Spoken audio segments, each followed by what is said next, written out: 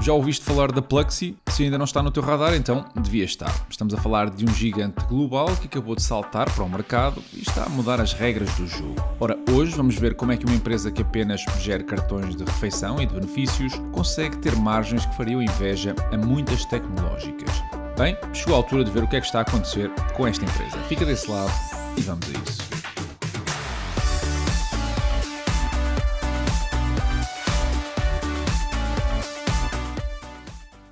A Pluxee é uma empresa que nasce velha e jovem ao mesmo tempo. A história começa em 1976, ainda sobre a insígnia da Sodexo, com algo que eu diria bastante simples: vales de refeição em papel na Europa Ocidental. Ao longo das décadas seguintes, a então divisão de Benefits and Reward Services vai avançando para outras regiões como a América Latina, a Europa Central, o Norte da África, o Médio Oriente e depois a Ásia, conquistando posições fortes em mercados que hoje são absolutamente centrais, como o Brasil, a Índia, o México e a Turquia. O que era um negócio de vales foi-se transformando lentamente num sistema complexo de benefícios, pagamentos e dados apoiado, claro está, em tecnologia. O ponto de viragem chega quando a empresa assume que o futuro não está no papel, mas em cartões, apps e plataformas digitais. A partir de 2018, acelerou a migração dos produtos físicos para soluções 100% digitais, com interfaces modernas para empresas, colaboradores e comerciantes. Em junho de 2023 nasceu a marca Pluxee, desenhada de raiz para a experiência do utilizador, e em fevereiro de 2024 dá-se um momento simbólico. O spin-off da Sodexo entra na Bolsa de Paris e começa assim a sua vida como um player independente na indústria do Employee Benefits and Engagement. Em 2025, já como empresa autónoma, está presente em 28 países, lidera pelo menos uma categoria de benefício em 17 deles e posiciona-se declaradamente como o segundo maior player global do setor, apenas atrás da também muito conhecida Edenred. E falar no modelo de negócio destas empresas é, na essência, falar de um ecossistema B2B2C montado sobre uma plataforma financeira e de dados. As empresas carregam contas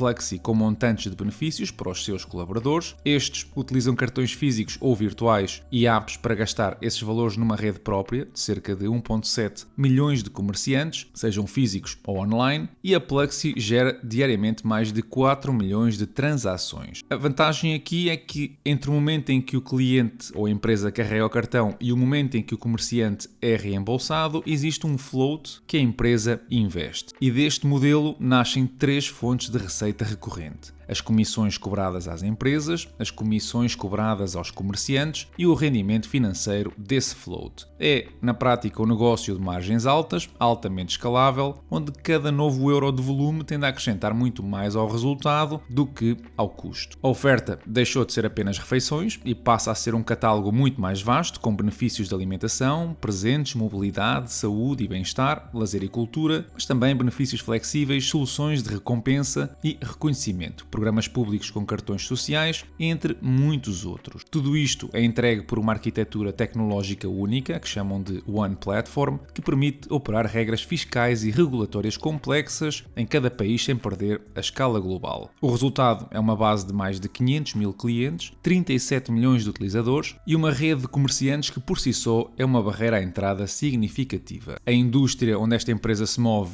é muito maior do que parece à primeira vista. O grupo estima que o mercado endereçável global ultrapasse os 1 trilhão de euros de volume, com a componente de refeições e alimentação a representar cerca de 20% e 30% e com os presentes ou rewards mais 10% ou 20%. Apesar de madura em alguns países, a indústria ainda é estruturalmente pouco penetrada. Na alimentação, por exemplo, a penetração ronda apenas 25% do mercado potencial e, ao mesmo tempo, as grandes tendências jogam a favor da empresa. A competição por talento, a pressão para melhorar a proposta de valor ao colaborador, as expectativas de benefícios flexíveis e personalizados, o trabalho híbrido que favorece soluções digitais e regimes fiscais que em muitos países continuam a incentivar os benefícios socialmente direcionados. E neste contexto, a Pluxee apresenta-se como um líder que procura capturar essa oportunidade. No ano passado, o grupo validou mais de 24 mil milhões de euros em volume de transações, gerando quase 1.300 milhões de euros de receitas totais, com um crescimento orgânico de 10% atingindo também um EBITDA de 470 milhões de euros. Isto equivale a uma margem de quase 37%, com um crescimento relativamente ao ano passado. O lucro líquido atribuível aos acionistas subiu para quase 200 milhões de euros e o free cash flow atingiu 417 milhões, com uma conversão de caixa de 89%, muito acima, digamos, do objetivo estratégico da empresa. São números que não só confirmam a força deste modelo, como mostram a capacidade de extrair alavancagem operacional à medida que a plataforma vai escalando. E logo aqui, nós também podemos ver o tremendo impacto que operar em países com divisas diferentes do euro traz à contabilidade. O crescimento orgânico foi, efetivamente, 10%, mas na prática a empresa acabou a crescer apenas 6% devido ao impacto cambial. O balanço conta outra parte importante da história. Depois do spin-off, a Pluxee não trouxe muita dívida, aliás, encerrou 2025 com cerca de 2 mil milhões de euros em caixa e ativos financeiros de curto prazo. Eu excluo aqui o dinheiro que está restrito, contra 1,2 mil milhões de euros em dívida bruta, essencialmente duas obrigações de 550 milhões cada uma, com maturidades em 2028 e 2032 e ainda uma linha de crédito de 650 milhões por utilizar. Em termos líquidos, isto traduz-se numa posição de caixa líquida de mais de 1.000 milhões de euros, um luxo num negócio que por natureza gera também muito dinheiro. Não surpreende que a empresa mantenha um rating BBB com um outlook estável e que dessa forma possa então financiar aquisições de maneira conservadora. De salientar ainda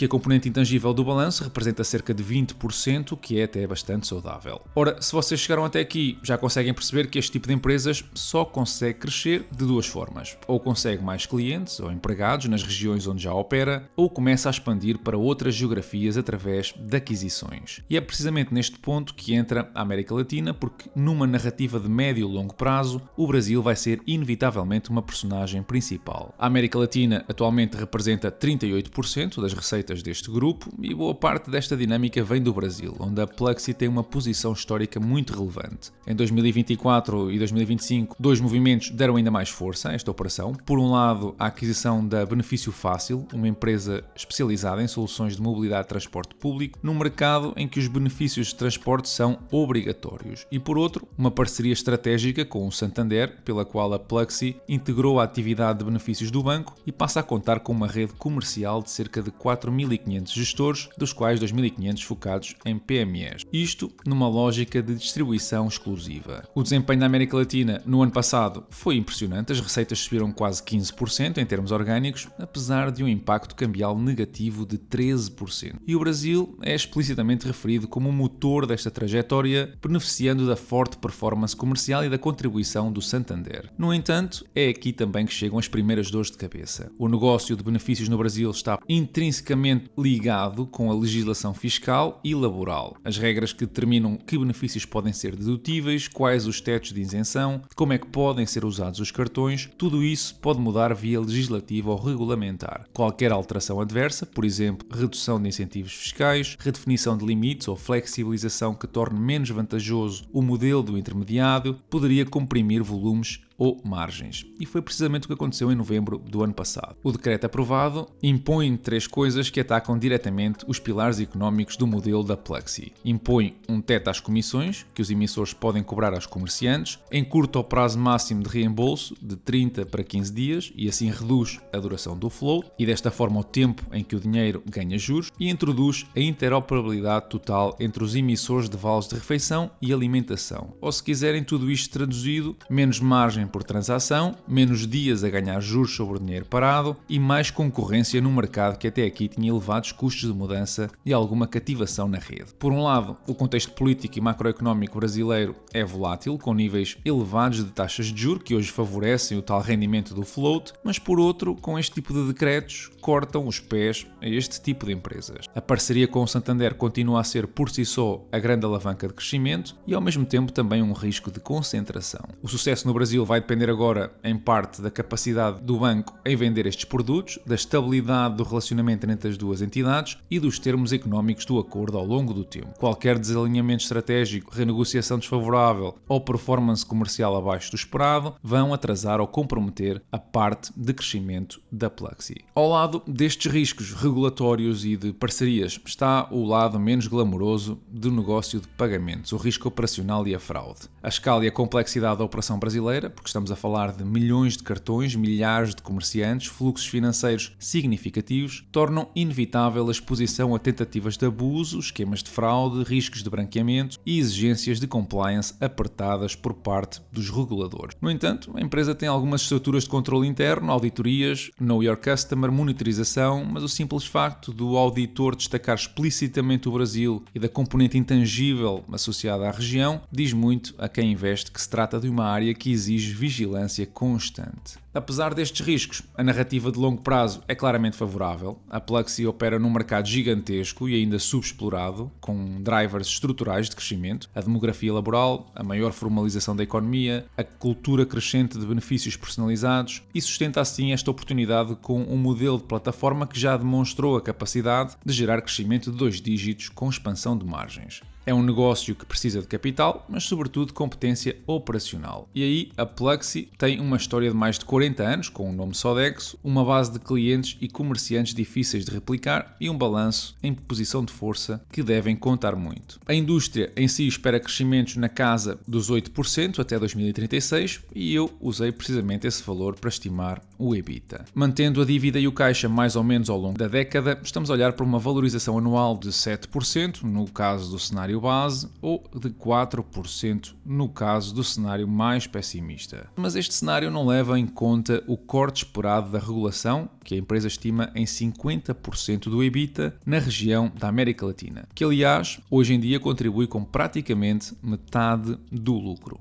Mesmo adotando aqui uma queda em 2027 de 50% no EBITDA total e para uma expansão do múltiplo, que hoje é de 1 e eu projeto uma saída nas 3 vezes, a rentabilidade anual desaparece por completo. Ou seja, toda a tese de valorização que eu acabei de vos mostrar e desta projeção parece estar dependente de uma reprecificação por parte do mercado. Se olharmos para outro múltiplo, o preço-benefício, uma empresa que está a crescer os lucros por ação a mais de 50% desde 2023, apresenta-se hoje em dia com valor de 6 vezes, o que desde logo é aparentemente ridículo. E eu percebo a questão regulatória, percebo que é uma indústria sem grandes moldes, percebo que a empresa já veio dizer que 2026 vai ser um ano sem crescimento e que 2027 muito provavelmente vai decair ainda mais, que as restantes empresas concorrentes apresentam também múltiplos mais ou menos dentro da mesma ordem de grandeza, mas ainda assim 6 vezes é um múltiplo para quem não cresce ou de quem se espera um declínio estrutural, o que na minha opinião não é bem o caso. A 8 vezes os lucros de 2027, a empresa deveria estar agora no mínimo a 13 euros por ação, o que representa uma potencial valorização de 45% só com a expansão do múltiplo. Olhando para os fluxos de caixa, é quando este choque de percepção fica mais evidente. Se eu estimar que a empresa nunca mais vai crescer, e digo nunca mais até a eternidade, então uma ação deveria valer 36 euros ao dia de hoje, ou seja, quase 4 vezes o preço que tem neste momento. Mas uma coisa é o que as fórmulas nos dizem, outra bem diferente é o que o mercado pensa. E neste caso o mercado parece acreditar que estas empresas têm os dias contados. No entanto, se tu não acreditas em mim, então olha finalmente para o gráfico do preço desde 2024. Uma empresa que estava a ser avaliada como um compounder de longo prazo, com um múltiplo elevado, é subitamente reclassificada como negócio exposto a decisões políticas num país volátil, com um limite legal às margens, e o resultado foi uma compressão violenta nos múltiplos. Tão violenta que agora até uma OPA seria um cenário plausível. Reparem como a capitalização de mercado atualmente é praticamente o mesmo valor do dinheiro em caixa, ou seja, quem quiser comprar esta empresa, na prática só tem de gastar perto de 400 milhões de euros. Um valor que os fluxos de caixa devem pagar em apenas 2 anos. Ora, isto pode levar a Bellon Family, que já detém 47% das ações, a comprar o resto com desconto e a retirar a empresa de bolsa. Portanto, na minha opinião, a oportunidade de um potencial para triplicar o investimento existe e a acontecer deverá ser apenas no início do próximo ano. Por agora, o mercado vai querer perceber o impacto da regulação, que só no final de 2026 é que vai entrar finalmente em vigor, e eu falei muito do Brasil, mas o risco é transversal. O principal produto da empresa em muitas geografias vive de regimes fiscais que favorecem houvessem os benefícios em espécie, como os vales de refeição e cartões específicos. Aliás, este foi um produto que nasceu da regulação e pode morrer também pela mesma, apesar de eu acreditar ser pouco provável. No entanto, mudanças de humor político, necessidades fiscais dos governos ou reformas laborais podem, no horizonte de vários anos, alterar significativamente esta equação. Outro fator que eu também ainda não tinha mencionado e que acho importante trazer aqui é a concorrência. Fintechs focadas em benefícios flexíveis, bancos que decidam internalizar o negócio ou outros emissores globais podem pressionar ainda mais as margens e forçar um aumento contínuo de investimento em produto e marketing que não se traduz necessariamente em nova receita. De qualquer forma, tu deves fazer a tua própria análise e perceber se esta é uma empresa que faz sentido no teu portfólio. Não te esqueças é de partilhar o teu bitite na caixa de comentário. Se queres usar esta ferramenta que eu te mostrei, que na minha opinião é a mais poderosa no que toca à análise de empresas, que anda por aí, o Fiscal AI, então passa pela descrição do episódio onde eu partilho contigo um link que te dá um desconto exclusivo. Como já vem sendo o hábito, eu quero mostrar-vos a evolução do meu investimento na Scramble nesta nova ronda de abril e novamente com mais 100 euros. Para quem não conhece, a Scramble é uma plataforma que liga investidores a um conjunto de empresas em busca de financiamento para crescer. A ronda de investimento passada, em março, juntou mais de 4.000 investidores que juntos aplicaram mais de 2,7 milhões de euros em 29 empresas. Nós, portugueses, continuamos a ser o motor de crescimento da plataforma com quase 900 mil euros investidos no mês passado, com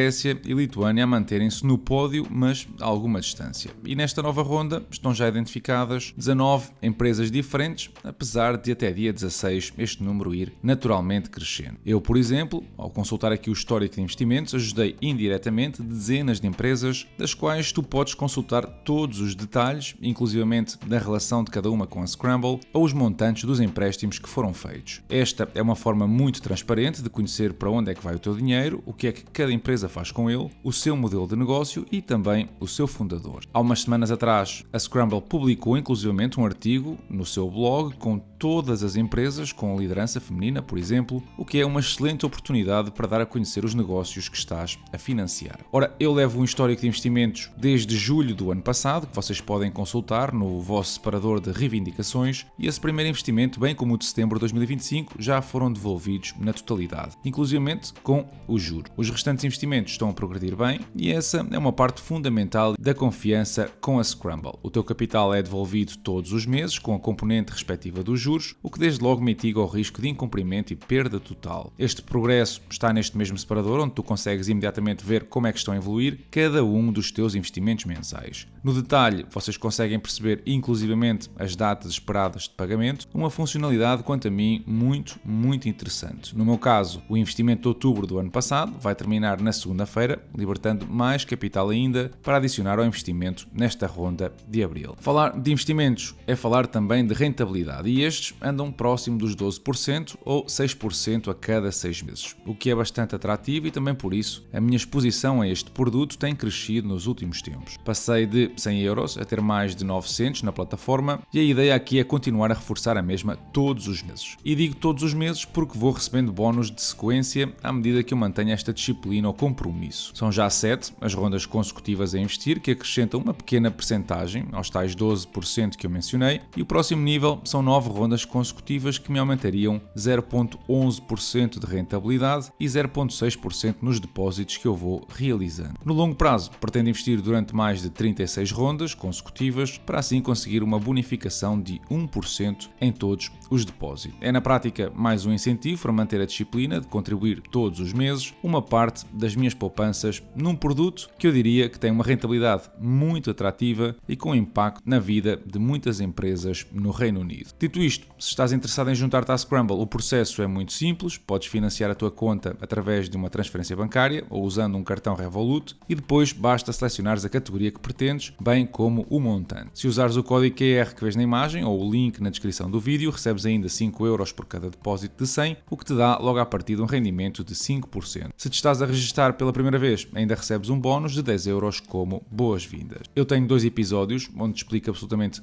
tudo sobre esta plataforma de forma imparcial, pelo que se queres perceber melhor como é que a Scramble funciona, os riscos, o potencial de retorno, os bónus e se é algo adequado para ti, então dá uma vista de olhos pelos mesmos. Caso estejas interessado em investir, então eu vou deixar um link na descrição que tu podes usar para receber o tal bónus no teu depósito. Lembra-te que existem sempre riscos associados, pelo que deves investir apenas uma quantidade quantidade de dinheiro que estás disposto a perder. Semana finalmente positiva para a generalidade dos mercados, com os Estados Unidos e a Europa a liderarem os ganhos, e na maioria acima dos 3%. O nosso PSI e o índice italiano foram mesmo os únicos que superaram a fasquia dos 5%. Quem também está a superar fasquias é a inflação. O índice de preços da FAO, a Organização das Nações Unidas para a Alimentação e Agricultura, revelou esta semana que os preços mundiais dos alimentos subiram 2,4% em março. Este é o terceiro aumento mensal consecutivo, impulsionado sobretudo pelos cereais e pelos óleos vegetais. E a causa direta apontada é a instabilidade geopolítica, com os conflitos armados, em especial no rescaldo da crise da Venezuela e nestas novas tensões no Médio Oriente. Ora, isto está a bloquear as rotas comerciais, como já todos sabemos, e a encarecer drasticamente os fertilizantes e a energia para a produção agrícola. O problema é que para um país como nós, em Portugal, que importamos a esmagadora maioria dos cereais, esta subida de 2,4% traduz-se num choque muito maior no retalho. E é por isso também que começamos a ver notícias como esta. O custo do cabaz de bens essenciais em Portugal atingiu um novo recorde, fixando-se nos 255 €. Isto é um estudo, segundo a monitorização da DEC Proteste, que acompanha 63 produtos básicos, desde carne aos cereais, e este valor representa o preço mais alto de sempre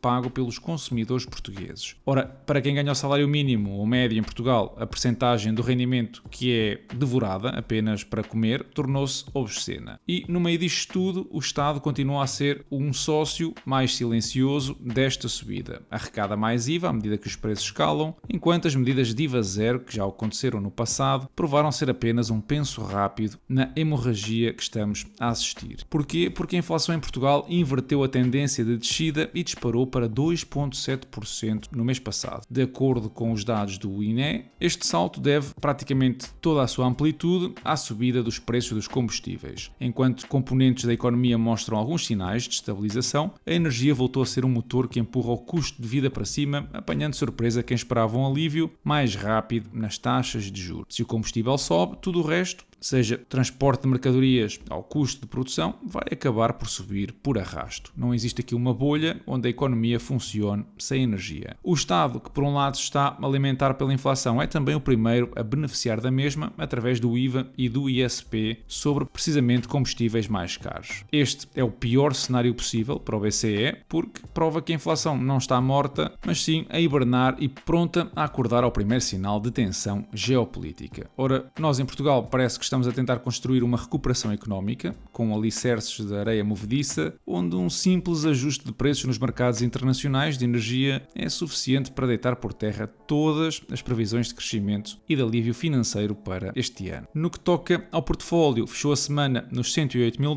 o que representa uma perda de 4% desde o início do ano, compensada, por exemplo, com os mais de $180 recebidos em dividendos no mês passado. E hoje ficamos por aqui. Ajuda o canal com o teu like, subscreve e partilha o episódio nas tuas redes, segue-me no Insta, onde eu vou subindo outro conteúdo, e se queres uma experiência diferente, então passa pelo Patreon e junta-te à nossa comunidade, onde tens uma série de outros benefícios à tua espera. Um deles, por exemplo, é a análise à Azcoin, feita na semana passada. Da minha parte, eu desejo-te uma excelente semana e bons investimentos.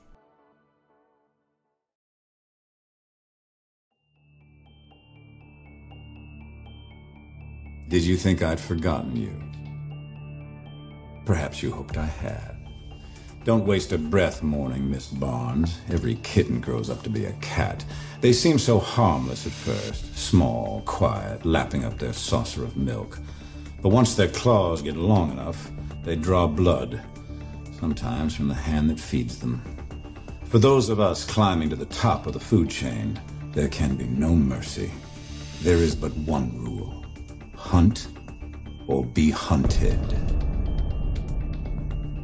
Welcome back.